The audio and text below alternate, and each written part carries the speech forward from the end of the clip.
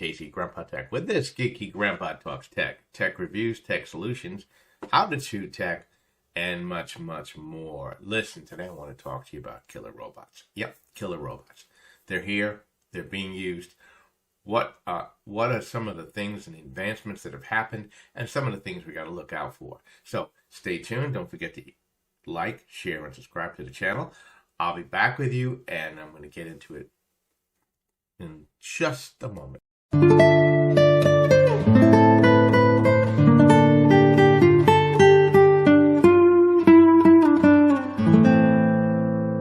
Narrative. And this narrative will really show you what I'm talking about and how serious the problem is.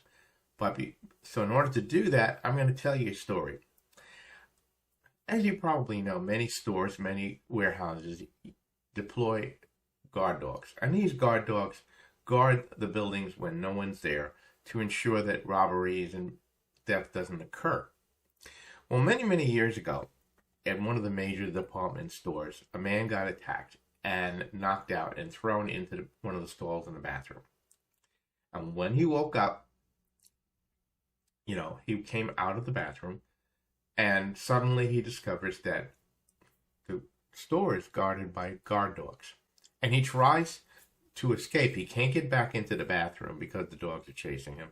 And there's a whole movie made about it where he's trying to survive until the store opens in the morning and they pull the guard dogs back.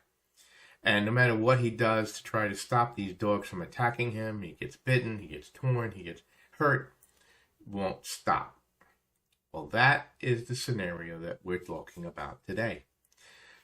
With killer robots and the addition of AI, we're looking at machines that won't stop. In fact, there's a famous line from a movie, and let me pull it up. Exactly. Listen and understand. The Terminator is out there. It can't be bargained with. It can't be reasoned with. It doesn't feel pity or remorse or fear. And it just absolutely will not stop until you are dead. Well, today already, killer robots are being used and are being deployed even more than we ever thought. Well, where are we with AI? Well, in 2008, there was a gigantic AI conference, and the top speaker spoke about that right then, at 2008, AI really had the intelligence of a small child. Well, now it's 2000, and he said in 10 years, we will have to worry about the AI and what it does. Well, it's 12 years later. I mean, all of you know about the simple programming with Google, where you go somewhere, you stand in front of a pillow, and next thing you know, you got a pillow ad on your phone. Well, that intelligence is here. And ever since the new Apples have come out, the new Apple phones, whether you realize it or not, these Apple phones don't need Wi-Fi. They talk to every Apple phone next to them, creating, if you will, a neural net, a giant computer that is worldwide. And it's giving your location out all the time. And so Google is doing the same thing. So these artificial intelligences are already there, and we have thousands of little nodes all over the world who are able to talk to each other, who know your personal information, who know who you are. They know where you go, what you do, what you buy, everything. Taking that information, let's take it one step further. Cities, already, they are deploying robots. Most recently, you may have heard about that a sniper was out of control and they couldn't get to him, so they sent a robot in with an explosive and they blew him up. Recently, San Francisco wanted to arm these robots with shotguns, and that was pushed back. But that's wasn't really pushed back, because for years now, China and United States have been on a head-to-head fight to build killer robots connected to AI for their militaries. And China is already deploying these robots all over the world. Let me show you a picture. The military has been deploying robots of various kinds And right now, at the end at the Tibetan border, right now, they have armed those robots with machine guns. And these robots, like I said, can climb steps, can go through doors, can chase you forever. And like it says in the movie, they can't be reasoned with. They don't feel pity. They don't feel fear. And they will not absolutely stop until they get their target. Very, very frightening. And as we probably know, U.S. Robotics developed Spot. And now China has their version of Spot. And they're selling it at a very discount price.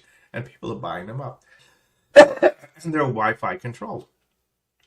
Now, how hard would it be to weaponize one of these? Not very hard. And that is really the most frightening part. With the continuation of development of AI and programming and things, it is getting very, very nerve-wracking of what could possibly happen.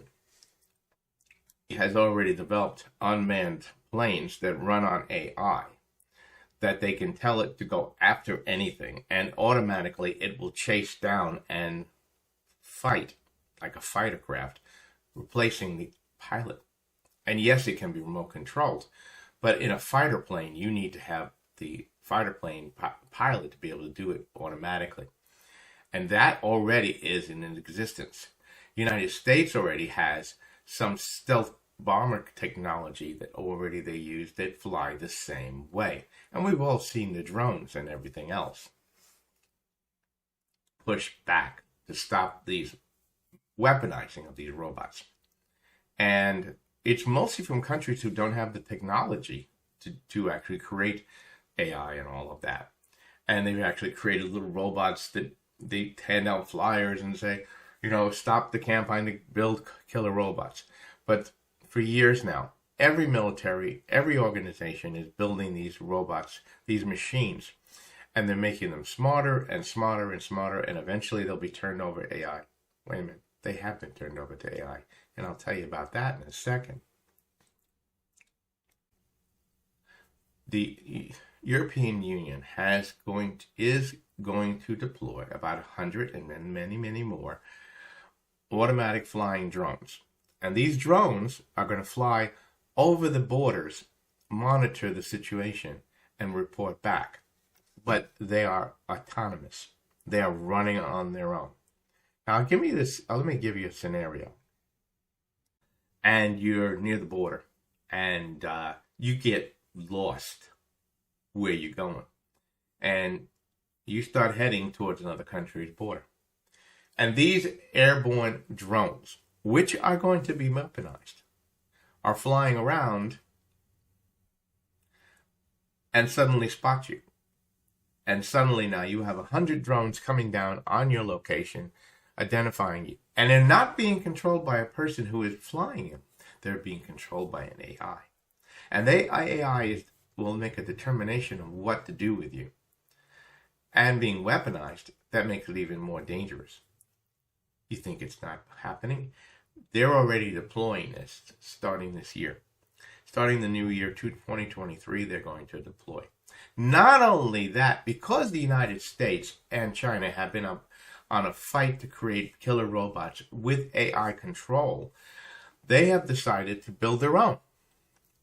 The European Union and protect themselves from China and the United States and every other country that's developing these killer machines.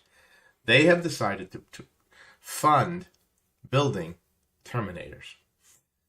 I kid you not. And I show you the article. You can see it yourself and you can research it. They're going to deploy $400 million to begin with to start building. Now, you know already they have built killer soldiers. You've seen them on the news. They're not quite ready for prime time, but they are not that far off. And before you know it, we're going to have terminators walking around who can replace soldiers or go in where soldiers can't. One of the biggest problems in Europe is they have human trafficking going back and forth. And that's what they're after. They're trying to capture that. United States, we have the border where drugs are being crossed. And they will, of course, deploy these machines all over the place in the guise of putting them out there saying, hey, we're going to protect the border.